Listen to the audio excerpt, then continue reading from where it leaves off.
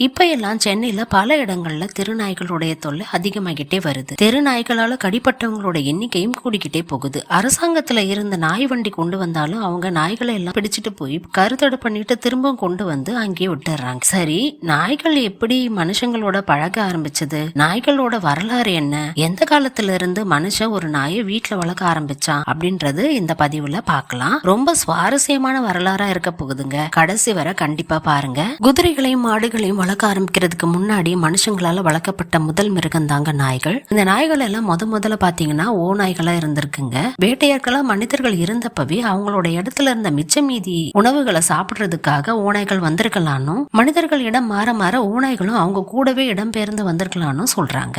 ஓநாய்களோட வேட்டையாடும் திறமையை பார்த்த மனிதன் அதுக்கு தேவையான பயிற்சியை கொடுத்து அவங்க கூடவே வளர்க்க ஆரம்பிச்சுட்டான். இதனால பாத்தீங்கன்னா ஓநாய்களா இருந்த நாய்கள் ஆயிரக்கணக்கான வருஷங்களா உருமாறி நாம இப்ப பாக்குற சாதாரண நாய்களா உருமாறி இருக்குங்க. ரஷ்யால பாத்தீங்கன்னா இறந்து போன மனிதர்களை புதைக்கிற இடம் மாதிரியே இறந்து போன நாய்களோட சமாதிகளையும் 12,450 வருஷம் பழமையான இடத்துல இருந்து கிடைச்சிருக்குங்க. இதுல இருந்தே நாய்கள் பாத்தீங்கன்னா வேட்டையாடுறதுக்கோ வீட்டு காவல்காகவோ மட்டும் இல்லாம செல்ல பிராணியா குடும்பத்துல ஒருத்தர் போல மனுஷன் ரொம்ப ஆயிரக்கணக்கான வருஷத்துக்கு முன்னாடியில இருந்தே வளர்க்க ஆரம்பிச்சுட்டான்னு தெரியுது.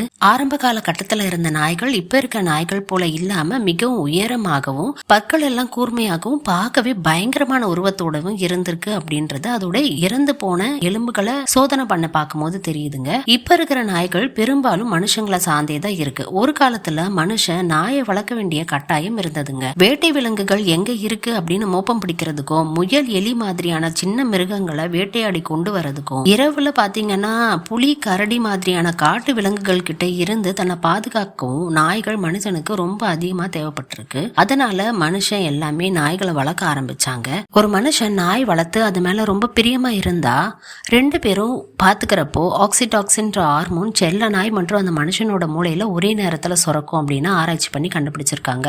இது எப்படின்னா, ஒரு தாய் குழந்தைய பார்த்தாலே ஆக்சிடாக்சின் ஹார்மோன் சுரக்குமா. அது ரெண்டு பேரும் ஒரே மனுஷன் இனம்ன்ற காரணத்தினால இருக்கலாம். ஆனாலும் நாயும் மனுஷனும் வேற வேற இனத்தவர்களா இருந்தாலும் ஆக்சிடாக்சின் எப்படி ஒரே நேரத்துல ரெண்டு பேர் மூளையிலயும் சுரக்குது அப்படின்றது ஆச்சரியமான உண்மைதாங்க இருக்கு. நாய்களோட விளையாடுறப்போ நம்மளுடைய மனசோர்வெல்லாம் நீங்கி போறதுக்கு காரணம் இதுவா கூட இருக்கலாம் இல்லையா? நன்றி கெட்ட மனிதர்கள் விட நாய்கள் மேலடா அப்படின்னு நாய்களை பத்தி பெருமையா பாட்டு பாடுறதும் நாம தான். நாய்களுக்காக பைரவர் கோயில் கட்டி வழிபடுறதும் நாம தான். அதே மாதிரி நம்ம தான் இந்த நாய்களை கேட்பார் இல்லாம தெருக்கெல்லாம் அலைய விடுறதும். நாய்கள் எல்லாம் மனுஷங்களை நம்பி நம்ம கூடவே வந்தவங்க.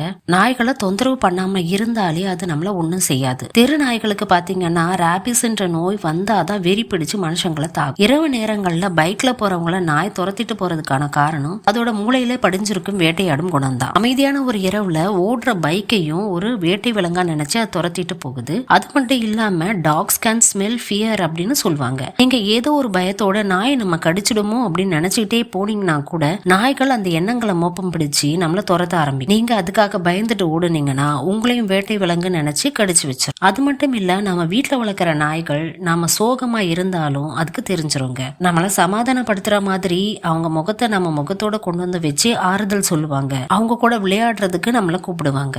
வீட்டுல வளர்க்கப்படுற செல்ல நாய்களுக்கான அன்பு அக்கறையை காமிக்கிறத மாதிரியே தெருக்கள்ல வளர்ற நாய்கள் மேல நம்ம அன்பு அக்கறையோ காமிக்கிறது கிடையாதுங்க. இந்த நாட்டுல பாத்தீங்கன்னா பசுக்களை பாதுகாக்கிறது பாதுகாப்பு சட்டம் இருக்கு.